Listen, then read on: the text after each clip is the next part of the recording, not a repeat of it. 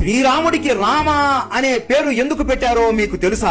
రామ అనే పేరుకి అర్థం ఏంటో కూడా మీకు తెలుసా? దశరథ మహారాజుకి పుట్టిన పిల్లలలో అందరికన్నా పెద్దవాడికి రామ అనే పేరు పెట్టాలి అని వశిష్ఠ మహర్షి ముందే దశరథుడితో చెప్పి ఉంటాడు. దీనికి కారణం ఏంటి అంటే రామ అనే పదం 2 మంత్రాల్లో ఉన్న బీజ మంత్రాలని కలపగా వస్తుంది. ఓం నమో నారాయణ అని మనం విష్ణువుని పూజిస్తాం.